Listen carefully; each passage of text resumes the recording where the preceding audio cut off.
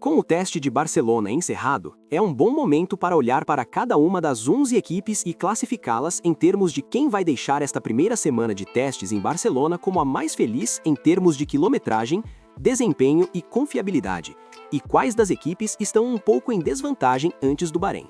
A Williams foi de longe a maior decepção do teste antes mesmo de qualquer um dos carros correr em Barcelona, sendo a única equipe a não comparecer ao teste devido ao que disseram ser um problema com o programa de construção do carro. Embora a Williams tenha dito que estava tentando levar a equipe ao limite, quando você tem todas as equipes de ponta presentes, quando você tem novas equipes e novos fornecedores de motores como Cadillac e Audi presentes, e ainda equipes como a Aston Martin conseguindo pelo menos algumas voltas no placar, mesmo que chegando tarde, simplesmente não há desculpa para a Williams, e foi um pouco vergonhoso. James Vowles disse que o carro estará pronto para o primeiro teste oficial no Bahrein, mas dadas as altas expectativas que esta equipe tem, eles estarão em desvantagem em comparação com as outras equipes motorizadas pela Mercedes. Para uma equipe como o Cadillac, que é a mais nova equipe de F1 no grid, o teste de Barcelona foi muito mais do que apenas o que eles fizeram na pista. Além do shakedown em Silverstone, esta é a primeira vez que este grupo de pessoas operam o carro durante uma sessão oficial, e assim, grande parte do teste deles foi para aprender o básico operacional de como ser uma equipe de Fórmula 1 e construir esses relacionamentos entre os pilotos, mecânicos e engenheiros. A Cadillac focou intencionalmente apenas em completar voltas e coletar dados. Não foi uma grande surpresa vê-los ter mais do que sua cota justa de problemas de confiabilidade, o que realmente limitou sua quilometragem, já que nos 2 dias finais conseguiram apenas 66 voltas na quinta-feira e Valtteri apenas 54 voltas na sexta-feira. A Cadillac rodou consistentemente 5 a 6 segundos mais lenta que o ritmo da frente, o que talvez seja esperado, mostrando que ainda há uma montanha muito íngreme para eles escalarem, com Valtteri descrevendo sua primeira semana em Barcelona como a fase de solução de problemas. A semana 1 no Bahrein será focada em construir essa quilometragem com o objetivo de, quem sabe, fazer algumas simulações de corrida completas com seus pilotos sem ter problemas. A unidade de potência da Ferrari fez um grande número de voltas na Haas e também na equipe de fábrica da Ferrari. E assim, a Cadillac pode pelo menos ter alguma confiança de que quando superarem seus problemas, terão uma unidade de potência forte que certamente não será um fator limitante para sua quilometragem e também para seu desempenho. Fora a Williams, a Aston Martin é de longe a equipe mais difícil de tentar avaliar. Eles estiveram em desvantagem o tempo todo porque o carro deles não fez um shakedown ou dia de filmagem antes de chegar a Barcelona. E mesmo quando a equipe finalmente entrou na pista, foi muito mais tarde em comparação com todos os outros, com a equipe conseguindo sair apenas no 4º dia, o que significa que eles não puderam utilizar os 3 dias completos de rodagem que poderiam ter tido por causa do quão pouco testado o carro estava. Não é de surpreender, então, que eles tenham tido uma série de problemas relacionados à confiabilidade com sua nova unidade de potência Honda, o que é meio esperado, com Lance Stroll no primeiro dia conseguindo apenas 4 voltas o dia todo antes de sofrer um problema de confiabilidade que encerrou a sessão. No entanto, isso não quer dizer que não haja pontos positivos a serem extraídos. No dia final, Fernando Alonso conseguiu completar 61 voltas. E quanto ao carro em si, o recém-projetado AMR26 deixou todos entusiasmados devido a algumas de suas escolhas arquitetônicas e aerodinâmicas radicalmente diferentes, o que ainda não foi capaz de se traduzir em competitividade imediata. O AMR26, que também tem rumores de estar acima do peso, é de longe o carro que estou mais intrigado para ver no Bahrein, porque é o carro sobre o qual menos sabemos fora o da Williams.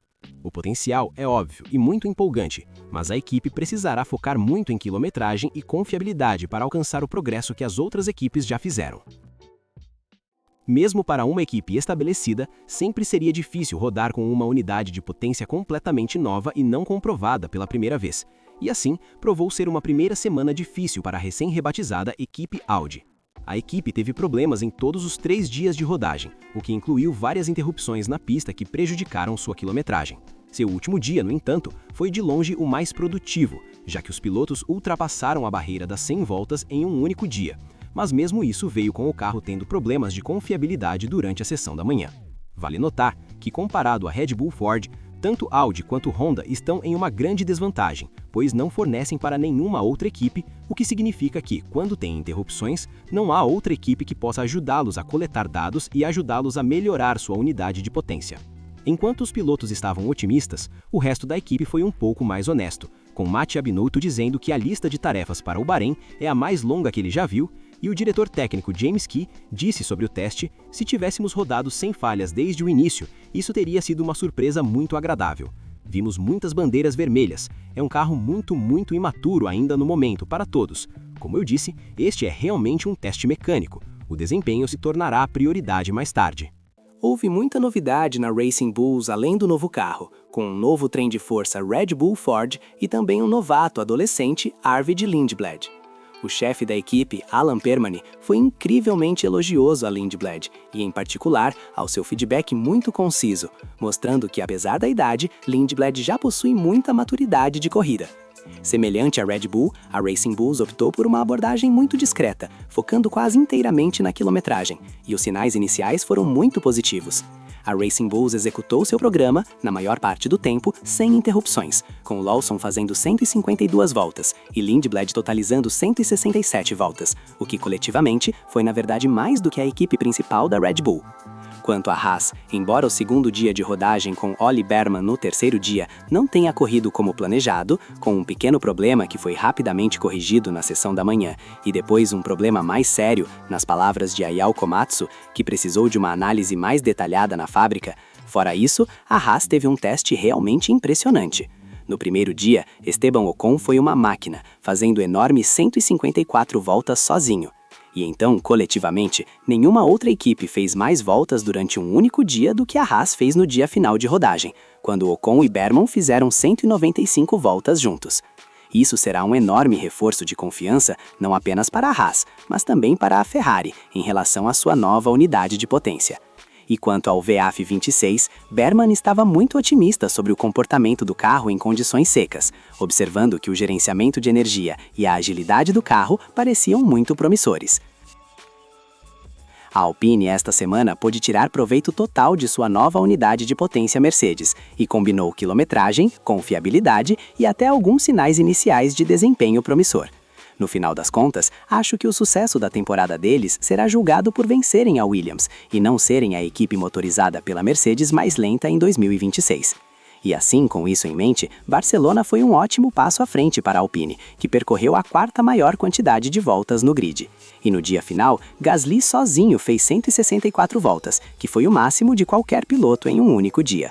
Barcelona entregou à Alpine uma base incrível para começar, com confiabilidade muito tranquilizadora e uma base de dados forte, significando que a equipe pode fazer a transição mais rápida de apenas fazer o básico para refinar o ajuste e o desempenho de seu carro, para ver quanto potencial eles podem desbloquear no Bahrein. A McLaren, no geral, teve uma primeira saída mista, mas geralmente positiva em Barcelona. Na busca pelo máximo desenvolvimento de desempenho, eles rodaram apenas pela primeira vez no terceiro dia, o que os deixou sem margem para potencialmente pular um dia se quisessem. E assim, rodaram consecutivamente nos 3 dias finais.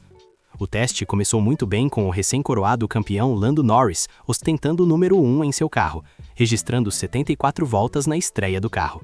Infelizmente, a McLaren teve problemas com Oscar Piastri no quarto dia, pois um problema no sistema de combustível interrompeu a quilometragem de Oscar em apenas 48, custando-lhe um tempo de pista valioso.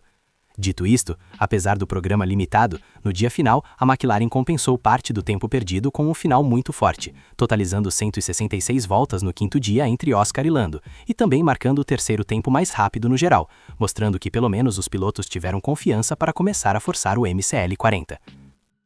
Quando se leva em conta que a Red Bull teve um grande revés no segundo dia com Isaac Hadar batendo a traseira do carro fortemente contra as barreiras, o que forçou a Red Bull a alterar seu plano de rodagem, pois peças de reposição tiveram que ser enviadas de Milton Keynes para consertar o carro para Max, no geral, acho que a Red Bull foi uma das grandes surpresas do primeiro teste.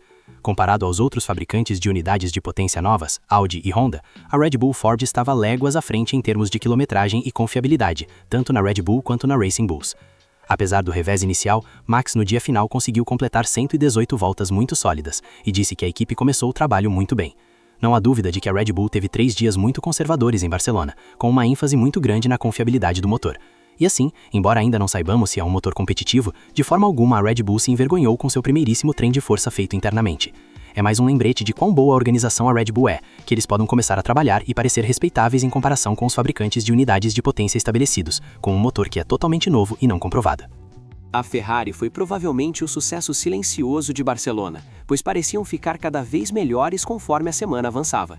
Eles escolheram não rodar no primeiro dia, e em vez disso estrearam seu carro no segundo dia, que infelizmente veio com condições climáticas muito mistas, o que significa que eles não puderam capitalizar totalmente a rodagem consistente no seco, o que lhes teria dado os melhores e mais representativos dados. Dito isso, a equipe percorreu uma quilometragem excepcional, independentemente do tempo, com uma confiabilidade fantástica para sua unidade de potência, terminando o teste em segundo na contagem de voltas, com Lewis Hamilton também marcando o tempo mais rápido do teste no dia final. Os pilotos também foram muito positivos sobre a semana que passaram no SF26. Lewis, em particular, disse que a pré-temporada já começou melhor do que a que experimentaram em 2025 e também observou que esta geração de carros é na verdade um pouco mais divertida de dirigir em comparação com a era do efeito solo. Dado que a Ferrari considera este o seu carro de especificação A, com uma especificação B mais desenvolvida ainda por vir antes da primeira corrida, a equipe parece estar em um lugar muito bom ao sair de Barcelona, com uma base encorajadora em termos de quilometragem e confiabilidade. E também foi revelador que os pilotos estavam confiantes o suficiente para começar a forçar os limites do carro muito mais com algumas corridas de desempenho iniciais impressionantes. Não será surpresa ver a Mercedes saindo de Barcelona como a equipe número 1 no ranking, porque, por admissão própria, embora tenham escolhido perder o último dia de testes quando a pista estava em seu melhor estado, o teste deles como equipe e também como fabricante de motores quase não poderia ter corrido melhor. Ao longo de 3 dias, eles conseguiram mais voltas como equipe e como fabricante do que qualquer outro no grid, com, na maior parte do tempo, excelente confiabilidade em todos os âmbitos. De acordo com os pilotos, eles completaram todos os programas que precisavam, o que incluiu uma simulação de corrida completa para ambos os pilotos, e também estavam confiantes o suficiente para começar a fazer o trabalho de ajuste, o que se refletiu em seu desempenho na pista, com Antonelli e Russell trocando os tempos de volta mais rápidos no dia final de sua rodagem. Ao ir para o Bahrein, a Mercedes definitivamente começará como a referência, devido ao quão forte e confiável sua unidade de potência foi em Barcelona. O feedback dos pilotos em termos de como o carro se sentia do ponto de vista da dirigibilidade e como ele se comparava ao simulador também foi muito positivo, e foi meio difícil para Russell e Antonelli esconderem os sorrisos de seus rostos. O carro claramente funcionou bem em Barcelona, mas o desafio para a Mercedes agora será: eles conseguem fazer um carro consistente que também dará aos seus pilotos a mesma confiança no Bahrein e em uma variedade de pistas diferentes? Porque a Mercedes, como equipe, sempre foi capaz de produzir um carro que pode ter um ótimo pico de desempenho, mas que é inconsistente de pista para pista, o que foi seu maior problema na era do efeito solo. Se você gostou deste vídeo, não se esqueça de se inscrever e dar um like. Até a próxima!